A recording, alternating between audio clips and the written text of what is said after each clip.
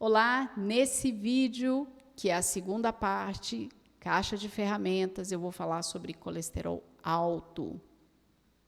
Se você está chegando aqui agora, não está entendendo nada, assista ao vídeo anterior, onde eu começo a falar da caixa de ferramentas que a doutora Mary Claire traz no livro A Nova Menopausa, que foi traduzido para o português e publicado no Brasil em março de 2025. Se você não me conhece, meu nome é Thaís Tosati, eu sou psicoterapeuta, especialista no atendimento de adolescentes e adultos sobreviventes de relações tóxicas e da terapia breve, do resgate da criança interior.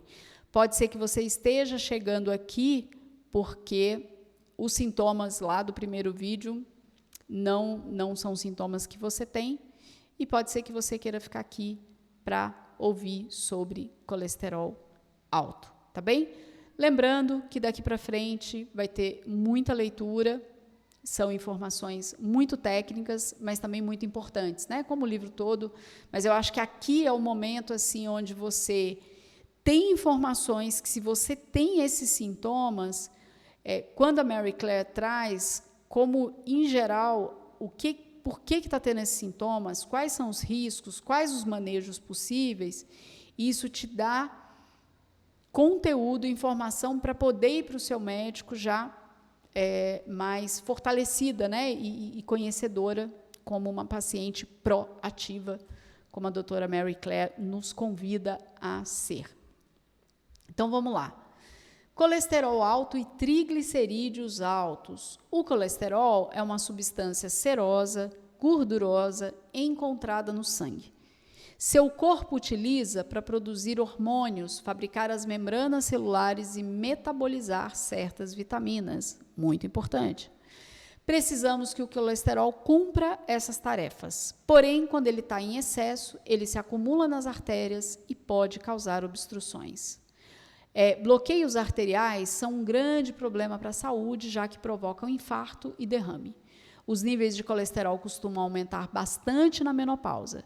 Esse não é um fenômeno surpreendente, pois há indícios de que o estrogênio está relacionado aos níveis de colesterol. Em mulheres que menstruam, taxas de colesterol sobem e descem um pouco com as mudanças do nível de estrogênio ao decorrer do ciclo menstrual.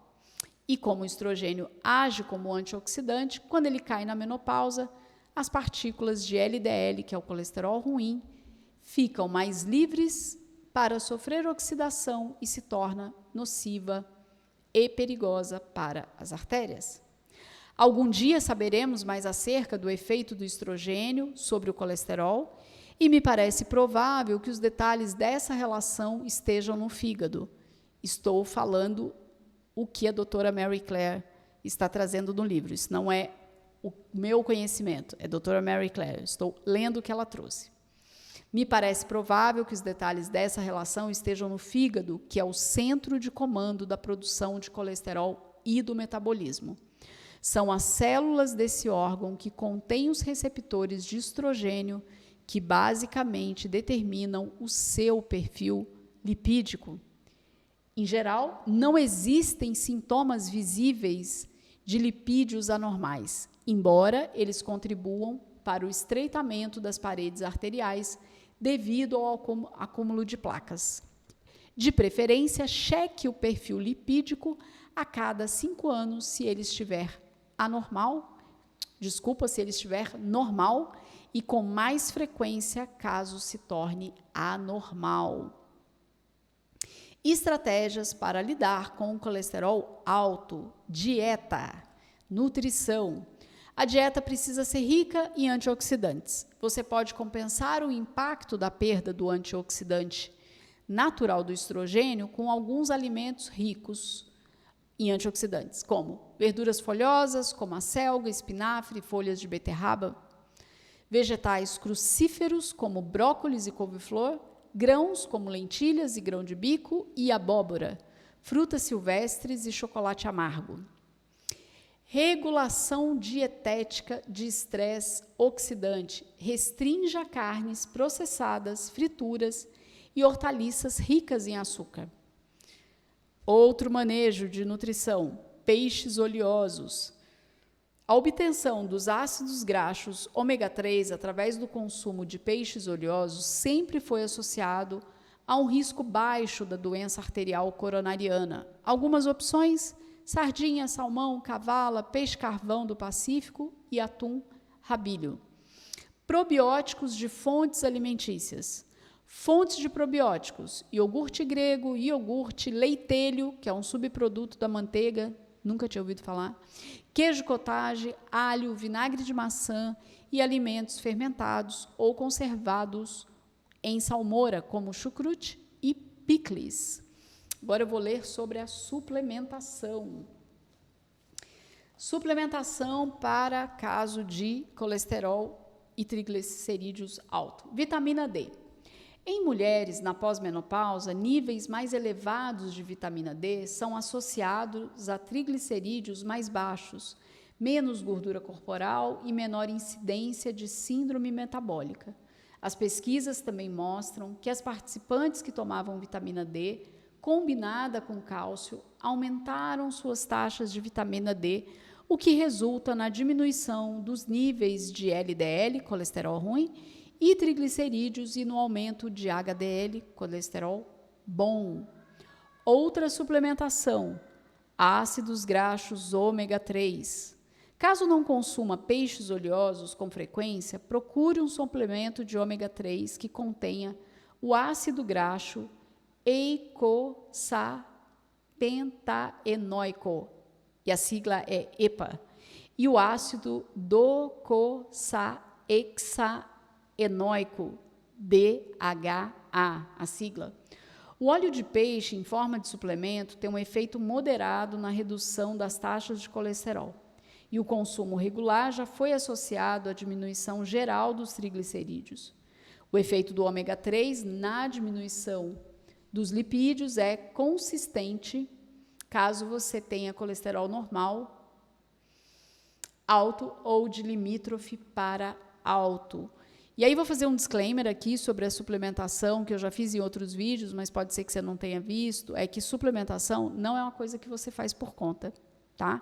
Eu sei que muita gente faz isso, mas é muito perigoso, por diversos motivos. Tem um capítulo aqui que eu explico só sobre isso.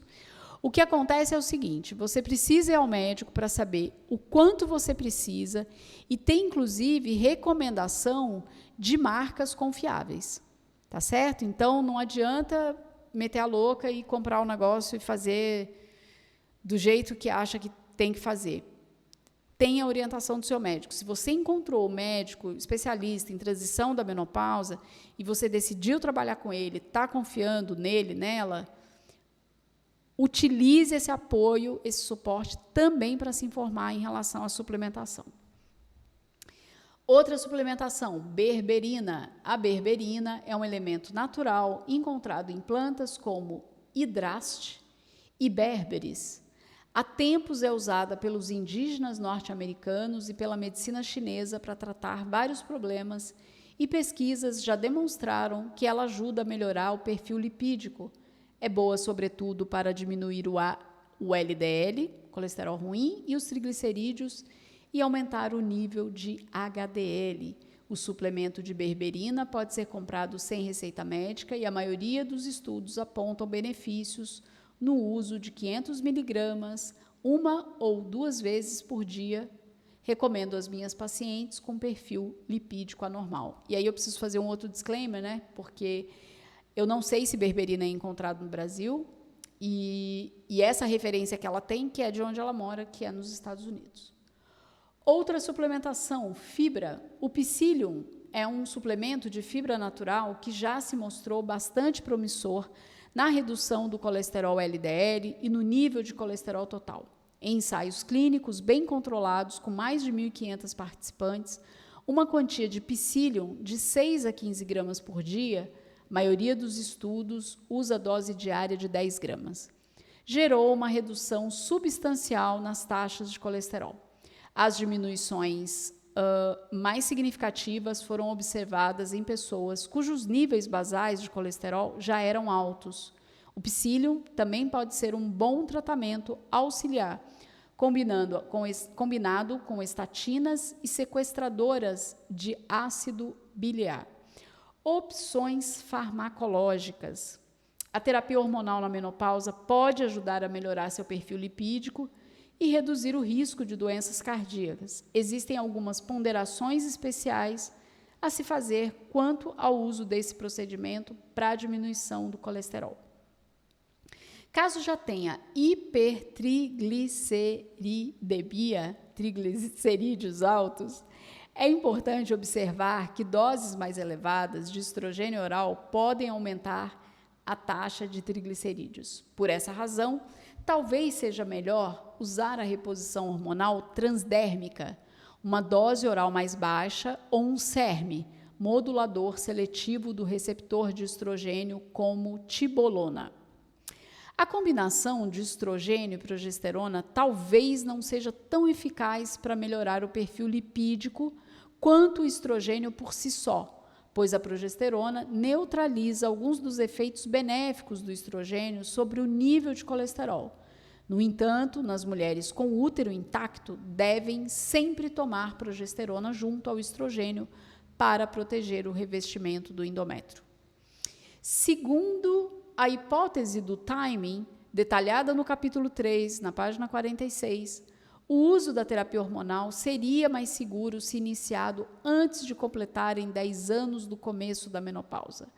Caso já tenha mais de 10 anos que você parou de menstruar e você tenha fatores de risco relevantes para doença arterial coronariana, é recomendável que faça um score de cálcio coronariano antes de começar a tomar alguma reposição hormonal que contenha estrogênio. Trata-se de um exame que revela a calcificação atual de suas artérias e ajuda o médico a decidir se a terapia hormonal é segura para a paciente.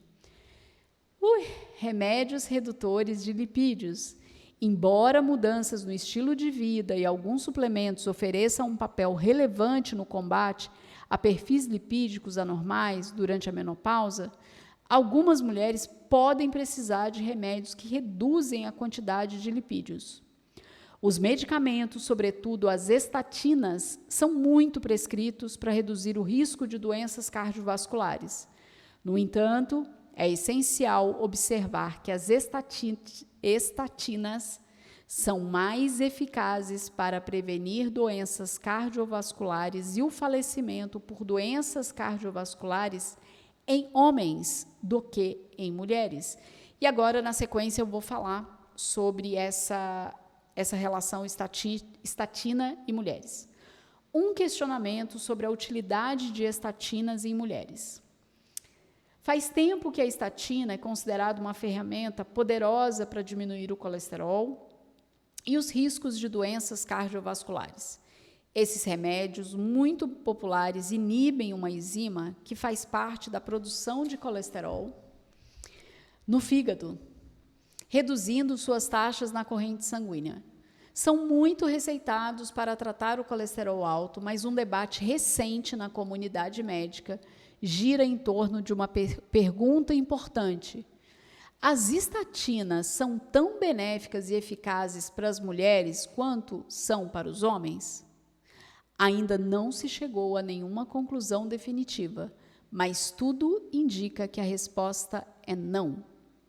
Benefícios em termos de sobrevivência. Uma das principais controvérsias é o impacto das estatinas sobre a longevidade de modo geral.